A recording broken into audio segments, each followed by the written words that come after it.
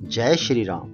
मित्रों, मैं यहाँ पर तुलसीदास रचित रामचरितमानस रामायण के बाल कांड में खल वंदना लेकर आया हूँ। मित्रों, यहाँ पर मैं आप सभी को रामायण का पाठ करा रहा हूँ। अच्छा लगे तो इसे शेयर जरूर कीजिएगा। खल वंदना। अब मैं सच्चे भाव से दुष्टों को प्रणाम करता हूँ, जो बिना ही प्रयोजन के अपना हित करने वाले के भी प्रतिकूल आचरण करते हैं। दूसरे के हित की हानि ही जिनकी दृष्टि में लाभ है, जिनको दूसरों के उजड़ने में हर्ष और बसने में विषाद होता है, जो हरि और हर के यश रूपी पूर्णिमा के चंद्रमा के राहु के समान है, अर्थात जहाँ कहीं भी भगवान विष्णु या शंकर के यश का वर्णन होता है, उसी में वे बाधा देते हैं और दूसरों की बुराई करने में सहस्त्र बाहु के समान वीर हैं, जो दूसरों के दोषों को हजार आंखों से देखते हैं और दूसरों के हित रूपी घी के लिए जिनका मन मक्खी के समान है। अर्थात जिस प्रकार मक्खी घी में गिरकर उसे खराब कर देती है और स्वयं भी मर जाती है, उसी प्रकार दुष्ट लोग दूसरों के बने बनाए काम को अपनी हानि करके भी बिगाड़ देते हैं। मित्रों, दुष्ट व्यक्ति जो है दूसरे का नुकसान करने के लिए यहाँ कहा गया है कि अपने प्राणों पर खेल जाता है। जो तेज दूसरों को जलाने वाले ताप में अग्नि और क्रोध में यमराज के समान हैं, पाप और अवगुण रूपी धन में कुबेर के समान धनी हैं, जिनकी बढ़ती सभी के हित का नाश करने के लिए केतु पुच्छल तारे के समान है और जिनके कुंभकर्ण की तरह सोते रहने में ही भलाई है। जैसे ओले खेती का नाश करके आप भी गल जाते हैं, वैसे ही वे दूसरों का काम बिगाड़ने के लिए अपने शरीर तक को छोड़ देते हैं। मैं दुष्टों को हजार मुख वाले शेष जी के समान समझकर प्रणाम करता हूँ, जो प्राय दोषों का हजार मुखों से बड़े रोष के साथ वर्णन करते हैं। पुनः उनको राजा पृथु, जिन्होंने भगवान का यश सुनने के लिए 10,000 कान मांगे थे, के समान जानकर प्रणाम करता हूँ, जो 10,000 कानों से दूसरों के पापों को सुनते हैं। फिर इंद्र के समान मानकर उनकी विनय करता हूँ, जिनको सुरा मदिरा नीकी और हितकारी मालूम देती है। इंद्र के लिए भी सुरानिक अर्थात देवताओं की सेना हितकारी है। जिनको कठोर वचन रूपी व्रज सदा प्यारा लगता है और जो हजार आंखों से दूसरों के दोषों को देखते हैं। दुष्टों की यह रीति है कि वे उदासीन, शत्रु अथवा मित्र किसी का भी हित सुनकर जलते हैं। यह जानकर दोनों हाथ जोड़कर यह जन प्रेम पूर्वक उनसे विनय करता है। मैंने अपनी ओर से विनती की है, परंतु वे अपनी ओर से कभी नहीं चूकेंगे। कौओं को बड़े प्रेम से पालिए, परंतु वे क्या कभी मांस के त्यागी हो सकते हैं। असंत दोनों के चरणों की वंदना करता हूँ। दोनों ही दुख देने वाले हैं, परंतु उनमें कुछ अंतर कहा गया है। वह अंतर यह है कि एक संत तो बिछड़ते समय प्राण हर लेते हैं और दूसरे असत मिलते समय तब दारुण दुख देते हैं। अर्थात संतों का बिछुड़ना मरने के समान दुखदायी होता है और असंतों का मिलना, कि जहां पर संत मिल जाए बिछुड़ रहे हों, वहां यह दुखदायी है, और जहां पर बुरे लोग मिल रहे हों वह भी दुखदायी है। दोनों सत और असत जगत के एक साथ पैदा होते हैं, पर एक साथ पैदा होने वाले कमल और जोख की तरह उनके गुण अलग अलग होते हैं। कमल दर्शन और स्पर्श से सुख देता है, किंतु जोख शरीर को स्पर्श पाते ही रक्त चूसने लगती है। साधु अमृत के समान मृत्यु रूपी संसार से उबारने वाला है और असाधु मदिरा के समान मोह, प्रमाद और जड़ता उत्पन्न करने वाला है। दोनों को उत्पन्न करने वाला जगत रूपी अगाध समुद्र एक ही है। शास्त्रों में समुद्र मंथन से ही अमृत और मदिरा दोनों की उत्पत्ति बताई गई है। भले और बुरे अपनी अपनी करनी के अनुसार सुंदर यश और अपयश की संपत्ति पाते हैं। अमृत चंद्रमा, गंगा जी और साधु एवं विष अग्नि कलयुग के पापों की नदी अर्थात कर्मनाशा और हिंसा करने वाले व्याध, इनके गुण अवगुण सब कोई जानते हैं, किंतु जिसे जो भाता है उसे वही अच्छा लगता है। भला भलाई ही ग्रहण करता है और नीच नीचता को ही ग्रहण करता है किए रहता है। अमृत की सराहना अमर करने में होती है और विष की मरने में। दुष्टों के पापों और अवगुणों की और साधुओं के गुणों की कथाएं दोनों ही अपार और अथाह समुद्र हैं। इसी से कुछ गुण और दोषों का वर्णन किया गया है, क्योंकि बिना पहचाने उनका ग्रहण या त्याग नहीं हो सकता। भले बुरे सभी ब्रह्म के द्वारा ब्रह्म के पैदा किए हुए हैं, पर गुण और दोषों को विचार कर वेदों ने उनको अलग अलग कर दिया है। वेद, इतिहास और पुराण कहते हैं कि ब्रह्म की यह सृष्टि गुण अवगुणों से सनी हुई है। दुख सुख, पाप पुण्य, दिन रात, साधु असाधु, सुजाति कुजाति, दानव देवता, ऊंच नीच, अमृत विष, संजीवन सुंदर जीवन, मृत्यु माया, ब्रह्म जीव ईश्वर, संपत्ति दरिद्रता, रंक राजा, काशी मगध, गंगा कर्मनाशा, मारवाड़ मालवा, ब्राह्मण कसाई, स्वर्ग नरक, अनुराग वैराग्य, ये सभी पदार्थ ब्रह्म की सृष्टि में हैं। वेद शास्त्रों ने उनके गुण दोषों का विभाग कर दिया है। विधाता ने इस जड़ चेतन विश्व को गुण दोष में रचा है, किंतु संत रूपी हंस दोष रूपी जल को छोड़कर गुण रूपी दूध को ही ग्रहण करते हैं। विधाता जब इस प्रकार का हंस का सा विवेक देता है, तब दोषों को छोड़कर मन गुणों में अनुरक्त होता है। काल स्वभाव और कर्म की प्रबलता से भले लोग साधु भी माया के वश होकर कभी कभी भलाई से चूक जाते हैं।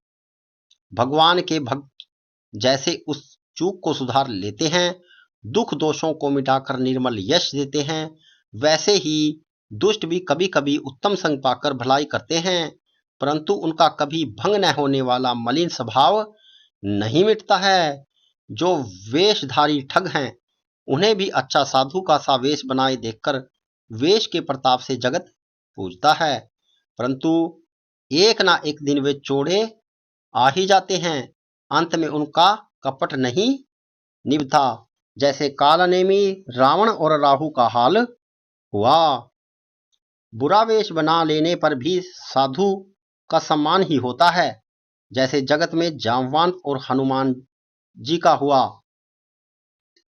बुरे संग से हानि और अच्छे संग से लाभ होता है, यह बात लोक और वेद में है और सभी लोग इसको जानते हैं।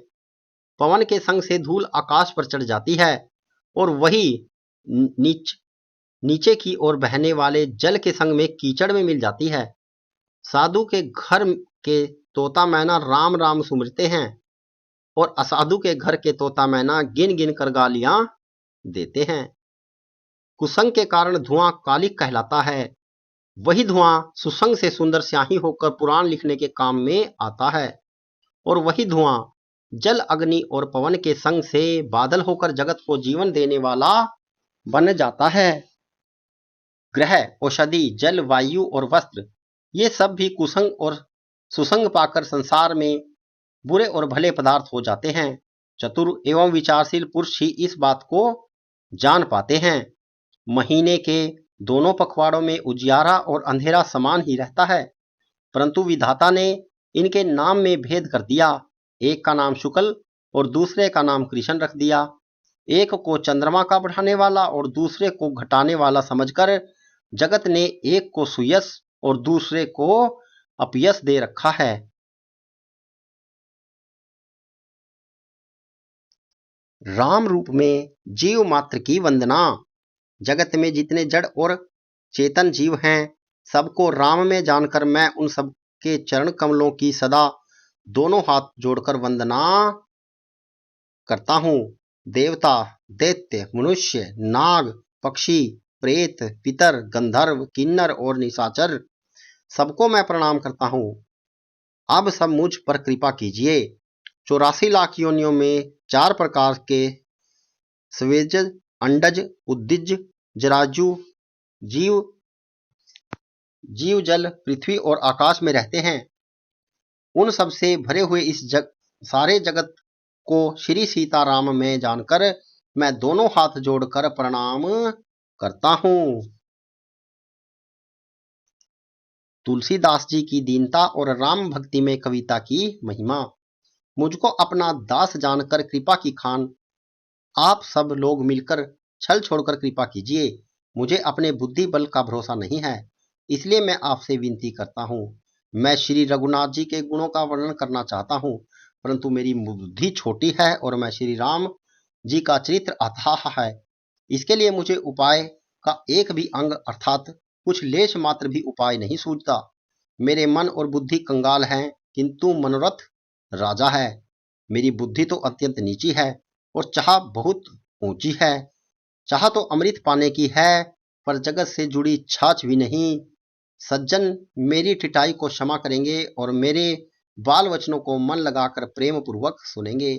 जैसे बालक को तोतले वचन बोलता है तो उसके माता पिता उन्हें प्रसन्न मन से सुनते हैं, किंतु क्रूर कुटिल और बुरे विचार वाले लोग जो दूसरों के दोषों को ही भूषण रूप में धारण किए रहते हैं, अर्थात उन्हें प्राय दोष ही प्यारे लगते हैं, हंसेंगे। रसीली हो या अत्यंत फीकी, अपनी कविता किसे अच्छी नहीं लगती, किंतु जो दूसरों की रचना को सुनकर हर्षित होते हैं, ऐसे उत्तम पुरुष जगत में बहुत नहीं हैं। हे भाई, जगत में तालाबों और नदियों के समान मनुष्य ही अधिक हैं, जो जल पाकर अपनी ही बाढ़ से बढ़ते हैं, अर्थात अपनी ही उन्नति से प्रसन्न होते हैं। समुद्र सा तो कोई एक ही बिरला सज्जन होता है, जो चंद्रमा को पूर्ण देखकर दूसरे का उत्कर्ष देखकर उमड़ पड़ता है। मेरा भाग्य छोटा है और इच्छा बहुत बड़ी है, परंतु मुझे एक विश्वास है कि इसे सुनकर सज्जन सभी सुख पावेंगे और दुष्ट हंसी उड़ावेंगे, किंतु दुष्टों के हंसने से मेरा हित ही होगा। मधुर कंठ वाली कोयल को कोए तो कठोर ही कहा करते हैं, जैसे बुगले हंस को और मेंढक पपीहे को हंसते हैं, वैसे ही मलिन मन वाले दुष्ट निर्मल वाणी को हंसते हैं। जो न तो कविता के रसिक हैं और न जिनका श्री राम चंद्र जी के चरणों में प्रेम है, उनके लिए भी यह कविता सुखद हास्य रस का काम देगी। प्रथम तो यह भाषा की रचना है, दूसरे मेरी बुद्धि भोली है, इसमें यह हंसने के योग्य ही है। हंसने में उन्हें कोई दोष नहीं है। जिन्हें न तो प्रभु के चरणों में प्रेम है और न अच्छी समझ ही है, उनको यह कथा सुनने में फीकी लगेगी। जिनकी श्री हरि भगवान विष्णु और श्री हर भगवान शिव के चरणों में प्रीति है और जिनकी बुद्धि कुतर्क करने वाली नहीं है, जो श्री हरि के भेद की या ऊंच नीच की कल्पना नहीं करते, उन्हें श्री रघुनाथ जी की यह कथा मीठी लगेगी। सज्जनगण इस कथा को अपने जी में ही श्री राम जी की भक्ति से विभूषित जानकर सुंदर वाणी से सराहना करते हुए सुनेंगे। मैं न तो कवि हूँ न वाक्य रचना में ही कुशल हूँ, मैं तो सब कलाओं तथा सब विद्याओं से रहित हूँ। नाना प्रकार के अक्षर, अर्थ और अलंकार, अनेक प्रकार की छंद रचना, भावों और रसों के अपार भेद और कविता के भांति भांति के गुण दोष होते हैं। इनमें से काव्य संबंधी एक भी बात का ज्ञान मुझ में नहीं है। यह मैं कोरे कागज पर लिखकर शपथ पूर्वक सत्य सत्य कहता हूँ। मेरी रचना सब गुणों से रहित है, इसमें बस जगत प्रसिद्ध एक गुण है, उसे विचार कर अच्छी बुद्धि वाले पुरुष जिनके निर्मल मन निर्मल ज्ञान है, इसको सुनेंगे। इसमें श्री रघुनाथ जी का उदार नाम जो अत्यंत पवित्र है, वेद पुराणों का सार, कल्याण का भवन और अमंगलों को हरने वाला, जिसे पार्वती जी सहित भगवान शिव सदा जपा करते हैं। जो अच्छे कवि के द्वारा रची हुई बड़ी अनूठी कविता, वह भी राम नाम के बिना शोभा नहीं पाती है। जैसे चंद्रमा के समान मुख वाली सुंदर स्त्री सब प्रकार से सुसज्जित होने पर भी वस्त्र के बिना शोभा नहीं देती है, इसके विपरीत कुकवि की रची हुई सब गुणों से रहित कविता को भी राम के नाम एवं यश से अंकित जानकर बुद्धिमान लोग आदरपूर्वक कहते हैं और सुनते हैं, क्योंकि सज्जन भोरे की भांति गुण को ही ग्रहण करने वाले होते हैं। यद्यपि मेरी इस रचना में कविता का एक भी रस नहीं है, तथापि इसमें श्री राम जी का प्रताप प्रकट है। मैंने मन में यही एक भरोसा है, भले संग से भला किसने बड़प्पन नहीं पाया। धुआं भी अगर के संग से सुगंधित होकर अपने स्वाभाविक कड़वेपन को छोड़ देता है। अगर कविता अवश्य भद्दी है, परंतु इसमें जगत का कल्याण करने वाली राम कथा रूपी उत्तम वस्तु का वर्णन किया गया है, इससे यह भी अच्छी ही समझी जाएगी। तुलसीदास जी कहते हैं कि श्री रघुनाथ जी की कथा कल्याण करने वाली और कलयुग के पापों को हरने वाली है। मेरी इस भद्दी कविता रूपी नदी की चाल पवित्र जल वाली नदी गंगा जी की चाल की भांति टेढ़ी है, परंतु श्री रघुनाथ जी के सुंदर यश के संग से यह कविता सुंदर और सज्जनों के मन को भाने वाली हो जाएगी। शमशान की पवित्र राख भी महादेव जी के संग से सुहानी लगती है और स्मरण करते ही पवित्र करने वाली होती है। श्री राम जी के यश के संग से मेरी कविता सभी को अत्यंत प्रिय लगेगी, जैसे मल्य पर्वत के संग से काष्ठ मात्र चंदन बनकर वंदनीय हो जाता है। फिर क्या कोई काठ की तुच्छता का विचार करता है? श्यामा गो काली होने पर भी उसका दूध उज्जवल और बहुत गुणकारी होता है, यही समझकर सब लोग उसे पीते हैं। इसी तरह गंवारू भाषा में होने पर भी श्री सीताराम जी के यश को बुद्धिमान लोग बड़े चाव से गाते और सुनते हैं। मणि माणिक्य और मोती की जैसी सुंदर छवि है, वह सांप पर्वत और हाथी के मस्तक पर वैसी शोभा नहीं पाती। राजा के मुकुट और नवयुवती स्त्री के शरीर को पाकर ही ये सब अधिक शोभा को प्राप्त होते हैं। इसी तरह बुद्धिमान लोग कहते हैं कि सुकवि की कविता भी उत्पन्न और कही होती है और शोभा अन्यत्र कही जा पाती है, अर्थात कवि की वाणी से उत्पन्न हुई कविता वहां शोभा पाती है जहां उसका विचार प्रचार और उसमें कथित आदर्श का ग्रहण और अनुसरण होता है। कवि के स्मरण करते ही उसकी भक्ति के कारण सरस्वती जी ब्रह्मलोक को छोड़कर दौड़ी आती हैं।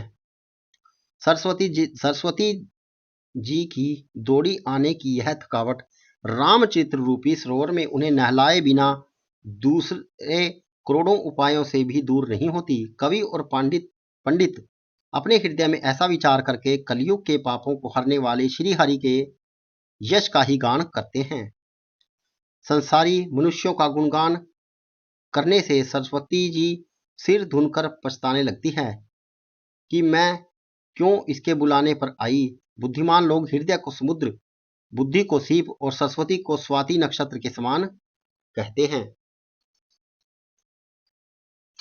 इसमें यदि श्रेष्ठ विचार रूपी जल बरसता है तो मुक्तामणि के समान सुंदर कविता होती है। उन कविता रूपी मुक्तामणियों को युति से बेधकर फिर रामचरित्र रूपी सुंदर तागे में पिरोकर सज्जन लोग अपने निर्मल हृदय में धारण करते हैं, जिससे अत्यंत अनुराग रूपी शोभा होती है। वे अत्यानिक प्रेम को प्राप्त होते हैं जो कराल कलयुग में जन्मे हैं, जिनकी करनी कोए के समान है और वे छाछ का सा है, जो वेद मार्ग को छोड़कर कुमार्ग पर चलते हैं, जो कपट की मूर्ति और कलयुग के पापों के भाड़े भोड़े हैं, जो कपट की मूर्ति और कलयुग के पापों के भाड़े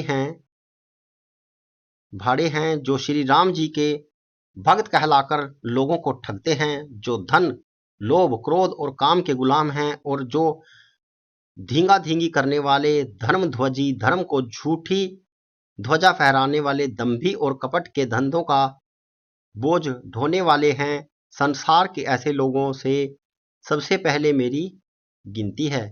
यदि मैं अपने सब अवगुणों को कहने लगूं तो कथा बहुत बढ़ जाएगी और मैं पार नहीं पाऊंगा। इससे मैंने बहुत कम अवगुणों का वर्णन किया है, बुद्धिमान लोग थोड़े में ही समझ लेंगे। मेरी अनेकों प्रकार की विनती को समझकर कोई भी इस कथा को सुनकर दोष नहीं देगा। इतने पर भी जो शंका करेगा वे तो मुझसे भी अधिक मूर्ख और बुद्धि के कंगाल हैं। मैं न तो कवि हूं न चतुर कहलाता हूं। अपनी बुद्धि के अनुसार श्री राम जी के गुण गाता हूं। कहाँ तो श्री राम रघुनाथ जी के अपार चित्र, कहाँ संसार में आसक्त मेरी बुद्धि। जिस हवा से सुमेरु जैसे पहाड़ उड़ जाते हैं, कहिए तो उसके सामने रुई किस गिनती में आती है। श्री राम जी की असीम प्रभुता को समझकर रचना रचने में मेरा मन बहुत हिचकता है। सरस्वती देवी जी, शेष जी, शिव जी, ब्रह्म जी, शास्त्र वेद और पुराण ये सब नेति नेति कहकर पार नहीं पाकर ऐसा नहीं कहते हुए सदा जिनका गुणगान किया करते हैं। यद्यपि प्रभु श्री रामचंद्र जी की प्रभुता को सब ऐसे अकथनीय ही जानते हैं, तथापि कहे बिना कोई नहीं रहा। इसमें वेद ने ऐसा कारण बताया है कि भजन का प्रभाव बहुत तरह से कहा गया है, अर्थात भगवान की महिमा का पूरा वर्णन तो कोई कर नहीं सकता, परंतु जिसने जितना बन पड़े उतना भगवान का गुणगान करना चाहिए, क्योंकि भगवान के गुणगान रूपी भजन का प्रभाव बहुत ही अनोखा है। उसका नाना प्रकार के शास्त्रों में वर्णन है। थोड़ा सा भी भगवान का भजन मनुष्य को सहज ही भवसागर से तार देता है। जो परमेश्वर एक है, जिनके कोई इच्छा नहीं, जिनका कोई रूप और नाम नहीं, जो अजन्मा सचिनानंद और परम धाम है और जो सब में व्यापक एवं विश्व रूप है, उन्हीं भगवान के दिव्य शरीर धारण करके नाना प्रकार की लीलाएं की हैं। वह लीला केवल भक्तों के हित के लिए की हैं, क्योंकि भगवान परम कृपालु हैं और शरणागत के बड़े प्रेमी हैं, जिनकी भक्तों पर बड़ी ममता और कृपा है। जिन्होंने एक बार जिस पर कृपा कर दी, उस पर कभी भी क्रोध नहीं किया। वे प्रभु श्री रघुनाथ जी गई हुई वस्तु को फिर प्राप्त कराने वाले गरीब नवाज, दीन बंधु, सरल स्वभाव, सर्वशक्तिमान और सबके स्वामी, यही समझकर बुद्धिमान लोग उन श्री हरि का यश का वर्णन करके अपनी वाणी को पवित्र और उत्तम फल, मोक्ष और दुर्लभ प्रेमत्व भगवत प्रेम, मोक्ष और दुर्लभ भगवत प्रेम देने वाली बनाते हैं। उसी से महिमा का यथार्थ वर्णन नहीं, परंतु महान फल देने वाले भजन समझकर भगवत कृपा के बल पर ही मैं श्री रामचंद्र जी के चरणों में सिर नवाकर श्री रघुनाथ जी के गुणों की कथा कहूंगा। इसी विचार से वाल्मीकि, व्यास आदि मुनियों ने पहले हरि की कीर्ति गाई है। भाई, उस मार्ग पर चलना मेरे लिए सुगम होगा जो अत्यंत बड़ी श्रेष्ठ नदियां हैं। यदि राजा उन पर पुल बांध देता है तो अत्यंत छोटी चींटी भी उस पर चढ़कर बिना ही परिश्रम के पार चली जाती है। इसी प्रकार मुनियों के वर्णन के सहारे मैं भी श्री रामचरित्र का वर्णन सहज ही कर सकूंगा। इस प्रकार मन को प्रबल दिखाकर मैं श्री रघुनाथ जी की सुहानी कथा की रचना करूंगा। व्यास आदि जो अनेक श्रेष्ठ कवि हो गए हैं, जिन्होंने बड़े आदर से श्री हरि का सुयश वर्णन किया है कवि वंदना। मैं उन श्रेष्ठ कवियों के चरण कमलों में प्रणाम करता हूँ। वे मेरे सब मनोरथों को पूरा करेंगे।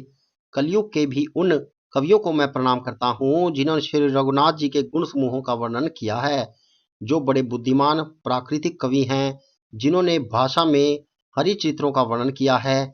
जो ऐसे कवि पहले हो चुके हैं, जो इस समय वर्तमान में हैं, जो आगे होंगे, उन सब को मैं सारा कपट त्याग कर प्रणाम करता हूँ। आप सब प्रसन्न होकर यह वरदान दीजिए कि साधु समाज में मेरी कविता का सम्मान हो, क्योंकि बुद्धिमान लोग जिस कविता का आदर नहीं करते, मूर्ख कवि ही उसकी रचना का व्यर्थ परिश्रम करते हैं। कीर्ति, कविता और संपत्ति वही उत्तम है जो गंगा जी की तरह सबका हित करने वाली हो। श्री रामचंद्र जी की कीर्ति तो बड़ी सुंदर, सबका अनंत कल्याण करने वाली है, परंतु मेरी कविता भद्दी है। यह असमंजस है, अर्थात इन दोनों का मेल नहीं मिला। इसी की मुझे चिंता है। परंतु हे कवियों, आपकी कृपा से यह बात भी मेरे लिए सुलभ हो सकती है। रेशम की सिलाई टाट पर भी सुहावनी लगती है। चतुर पुरुष उसी कविता का आदर करते हैं जो सरल हो और जिसमें निर्मल चरित्र का वर्णन हो, तथा जिसे सुनकर शत्रु भी स्वाभाविक बैर को भूलकर सराहना करने लगे। ऐसी कविता बिना निर्मल बुद्धि के होती नहीं, और मेरी बुद्धि का बल बहुत ही थोड़ा है। इसलिए बार बार निहोरा करता हूँ कि हे कवियों, आप कृपा करें जिससे मैं हरि यश का वर्णन कर सकूं। कवि और पंडितगण, आप जो रामचरित रूपी मानस सरोवर के सुंदर हंस हैं, मुझ बालक की विनती सुनकर और सुंदर रुचि देखकर मुझ पर कृपा करें। वाल्मीकि, वेद, ब्रह्म, देवता, शिव, पार्वती आदि की वंदना। मैं उन वाल्मीकि मुनि के चरण कमलों की वंदना करता हूँ जिन्होंने रामायण की रचना की, जो खर राक्षस सहित होने पर भी खर कठोर से विपरीत बड़ी कोमल और सुंदर तथा जो दूषण राक्षस सहित होने पर भी दूषण अर्थात दोष से रहित हैं। मैं चारों वेदों की वंदना करता हूँ जो संसार समुद्र के पार होने के लिए जहाज के समान हैं और जिन्होंने श्री रघुनाथ जी का निर्मल यश वर्णन करते स्वप्न में भी खेद थकावट नहीं होता। मैं ब्रह्म जी के चरण रज की वंदना करता हूँ जिन्होंने भव सागर बनाया है, जहां से एक और संत रूपी अमृत चंद्रमा और कामधेनु निकले और दूसरी ओर दुष्ट मनुष्य रूपी विष और मदिरा उत्पन्न हुए। देवता ब्राह्मण पंडित ग्रह इन सब के चरणों की वंदना करके हाथ जोड़कर कहता हूं कि आप प्रसन्न होकर मेरे सारे सुंदर मनोरथों को पूरा करें। फिर मैं सरस्वती और देव नदी गंगा जी की वंदना करता हूँ। दोनों पवित्र और मनोहर चरित्र वाली हैं। एक गंगा जी स्नान करने और जल पीने से पापों को हरती हैं और दूसरी सरस्वती देवी जी गुण और यश कहने और सुनने से अज्ञान का नाश करती हैं।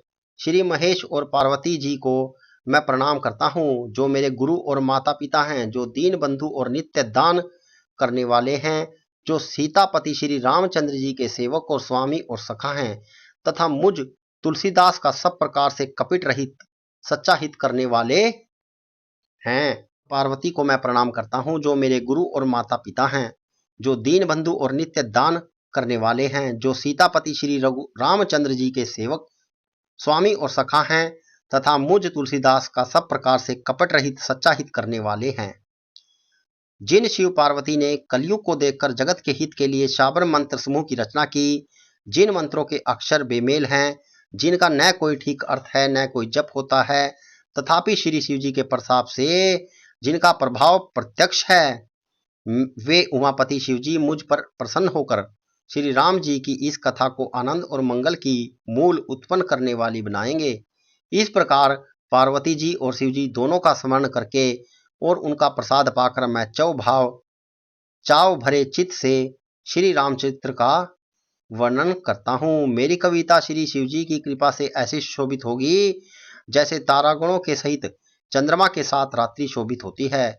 जो इस कथा को प्रेम सहित एवं सावधानी के साथ समझ बूझकर कहेंगे सुनेंगे, वे कलयुग के पापों से रहित और सुंदर कल्याण के भागी होकर श्री रामचंद्र जी के चरणों के प्रेमी बन जाएंगे। यदि मुझ पर श्री शिव जी और पार्वती जी की स्वप्न में भी सचमुच प्रसन्नता हो तो मैंने इस भाषा कविता का जो प्रभाव कहा है वह सब सच हो। जय श्री राम।